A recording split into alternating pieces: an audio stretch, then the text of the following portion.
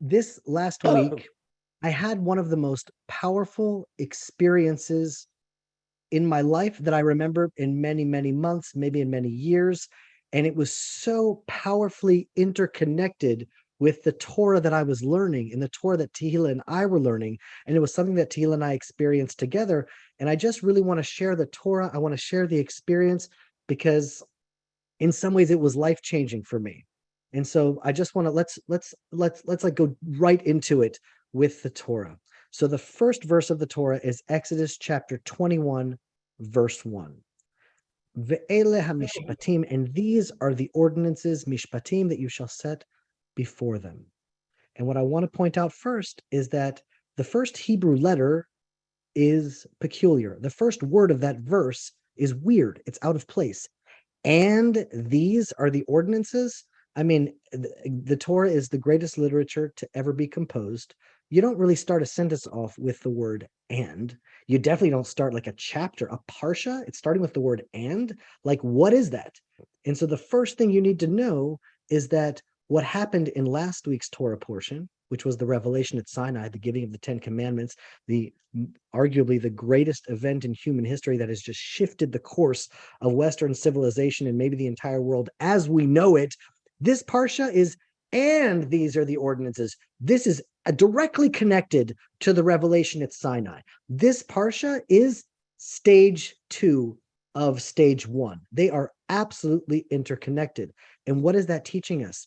A lot of spiritual traditions, they're about getting to a certain high, getting enlightened, getting inspired, meditating, hoping and waiting for a peak experience. And this parsha is teaching us receiving revelation, getting enlightened, getting inspired. That's not enough. Having an inspired moment is not the point. You need to bring that high into the daily details of the mishpatim of your life, of the ordinances, of like the little rules and regulations. Bring that high experience all the way down into the daily details of life. And so when you take that high experience of revelation, of the truth that you experienced, because sometimes life will give you a truth, and then you bring it then down into the day-to-day details of your life, that's when you become the author of your life. So let me explain. After the first verse of Mishpatim, it's the first parsha in the Torah that there's no story. I mean, it's just a list of rules and laws and ordinances, just a lot of details. There's no hero. There's no story. There's no person. It's like every other parsha up until now, Abraham, Moses, Noah, Adam, Isaac, someone. No, this is the first time that there is no hero. And the reason is that after the revelation at Sinai, Israel becomes the story. The nation of Israel becomes the hero. That movement from revelation to the exact details of living brought down is when Israel becomes the hero and the story. That's how we become the masters and the authors of our life. Now, what does that mean for us practically? I want to bring this down into practical practice for living. And so the first of the 2 commandments in the Torah, because we're now connecting the revelation to the details. So let's look at this revelation. Now, most people, when they just hear about the 10 commandments, they just hear, well, God delivered 10 commandments to Israel. But if you pay close attention, there is a difference between the first 2 commandments and the rest of the commandments. So let's just look for a moment at the first 2 commandments. Can we get them up on the screen? First 2 commandments, here's what it says. I am the Lord your God who brought you out of Egypt. Excellent. The second commandment, you shall not have any other gods before me. Okay, that's first 2 commandments. They're spoken from God to Israel. We can see that. Now look at the third commandment. Look at what it says here. You shall not, can we get the third commandment up on the screen, please? You shall not take the name of the Lord your God in vain. Do you guys see the difference? I mean, it's screaming in the pshat. It's like, what is going on here? The third commandment, God was speaking, I am the Lord your God. Have no other gods before me. And all of a sudden now it moves to third person. It's like, do not take God's name in vain. Why doesn't it say, do not take my name in vain, my name is holy? What happened there? Why is all of a sudden the 10 commandments shifts to third person? And so Someone that doesn't have the Midrash, someone that doesn't have the Jewish oral tradition, I honestly don't know how they explain that. But the Midrash tells us that something happened. The first 2 commandments at Sinai were so powerful that the nation of Israel, they died. The revelation caused their soul to leave their bodies, and they experienced death. They were like, encountering the ultimate was too much for their bodies. That actually says that you shall not see my face and live. Man cannot just experience the ultimate truth, the oneness of God, because then you just are absorbed into the oneness, and their souls left their bodies. A part of the revelation at Sinai was an encounter with death. And you want to get a deep insight into your life, have an encounter with death. The insight will come. And so let me tell you what happened this week. Wednesday afternoon, I dropped Akiva, my son, off at Tzomet HaGush, the central Gush Etzion intersection. And it's like not a safe place, but it's not a dangerous place if you get on a bus. But just a few years ago, 3 kids, 3 minutes away from there, were kidnapped. It started a war in Israel. And I dropped my son off Akiva at 9 a.m. at the bus stop. And he knows he's not allowed to get into any hitchhiker's car. He's supposed to wait for the bus, but he's 16. I don't know what he's doing. And so I trust him, but I did what I did. I dropped him off at the bus stop.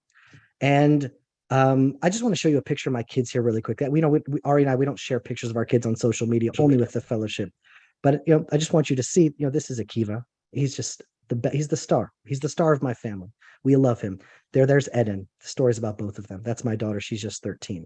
And she's planting a tree there. Actually, with Hayovel came out to the mountain, and they planted trees all over the mountain next to us. And so Eden got out there, and she was planting a tree with everyone. Just really beautiful.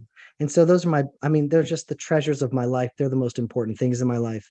And all of a sudden, I get a WhatsApp. I'm in the middle of a meeting with Ari, and I get a WhatsApp at 2:00 from Akiva's rabbi. Where is Akiva? Question mark, question mark, question mark, question mark, 4 question marks. Where's Akiva? 2:00 in the afternoon. And I'm like, where's Akiva? I dropped him off at the bus stop at 9. It's 2:00 in the afternoon. 5 hours have passed, and Akiva's not in school. Immediately, my mind goes to the worst case scenario. I'm like, oh my God, that kid got into a hitchhiker's car. He's so deep into Hebron now, the Hamas is holding him. The worst thoughts possible are now entering my mind. And then immediately I'm like, wax on, wax off. I try to flex my emunah muscles. Hakol tova, Hashem runs the world. Everything is okay. There must be an explanation for this. So I'm like, Ari, I have to leave now. And I left the meeting in the middle of it, and I went to go tell Tehila. Tehila's not in the house. I give her a call. I'm like, listen, they don't know where Akiva is. I think we need to call the police. I'm in touch with the teacher. He says, just give us a second. I want to check with his friends. 2:30 comes. None of his friends have seen Akiva. It's now 2:30. None of his friends have even seen it. I thought, maybe he went to bed. Maybe he went to I don't know, to go to sleep in his dorm. Maybe, I don't know what, but now none of his friends have seen him either. What? Where is my son? What is going on here? Now, to make a long, painful, just the anxiety from 2:00 until 4:30, finally at 4:30, they found in a small little room outside the synagogue. It's kind of like a little place that he goes to study. They found him studying and learning Torah by himself because he's such a holy, awesome kid. And then at 4:30, I'm like, they found him. He ditched secular classes to go learn more Torah classes, or he did something that was relatively good, but he freaked everyone out. And at 4:30, I called Tehila as soon as I could to alleviate the stress as soon as possible. Tehila just burst out crying on the phone because we were just calling the police, a kidnap. Oh my God, there's gonna be international scandal. My son, oh my Lord. And then Tehila, many, many, many seconds, was just sobbing and crying out of relief, the emotions. It was 2.5 hours of just absolute an encounter with death. That's what I want. Talk about a wake-up call. The whole thing was so traumatic. And, all the things we're concerned with, all the things me and Ari are meeting about, and all the things that we're just dealing with in our day-to-day lives, some of those things are just not important when you have the big picture in mind. And that encounter with death was such a deep revelation. Everything that happens to us in life happens for us in life. And everyone listening to this, I just want to bless you. Take a moment now and have an encounter. Here's the scenario I want you to think about. You have 2 months left. This is what I talked about it on our Shabbat meal with all of my kids. Ari was there. Our guests for Shabbat were there. And I said, you have 2 months left and you're destined to leave this world. What do you do now? Deep insight comes when you encounter death. How do you want to spend that time? What do you want to say to the people you loved most? Eden almost had a nervous breakdown, my daughter that you saw her picture there, because they went on a tiyul together, a hike throughout Israel with all of the kids in Ibei Hanachal. And somehow Akiva snuck rocks into Eden's bag. And Eden was like, my bag is so heavy. My bag is so heavy. And she did the whole 2-hour hike only at the end to find out that Akiva filled her bag with rocks. So I couldn't help but laugh at that story because that's kind of a funny thing for Akiva to do. But she was so angry at him. And her last words to him were like, you have a place in hell for what you did to me. And they left on a fight. And Eden was like, oh, my last moments with Akiva were a fight. And I said such terrible things to him. I can't believe it. Yes, deep revelation comes when we encounter death. What would you say to the people you love most? What would you want to do for them? So now, ve'ele hamishpatim, these are the ordinances. Go in love that insight. Make time in your calendar right now to take your wife out, to take your husband out for a special night. Take the time to put your children to bed. The revelation is revealed in the details. Put it in your calendar right now and do the things that you would do if you knew that you didn't have the time to do them. Pick up the phone and call the people you would have called. Call them this week. Put it in your schedule. That is the path from revelation to authoring your life into a work of art. And so I want to end this Torah with a prayer and with a blessing for all of us. You know, as we journey through this world, it's a very narrow bridge. There are dangers and tragedies that can sideswipe us, any of us, on any random Wednesday afternoon when we least expect it. So may Hashem bless us this week.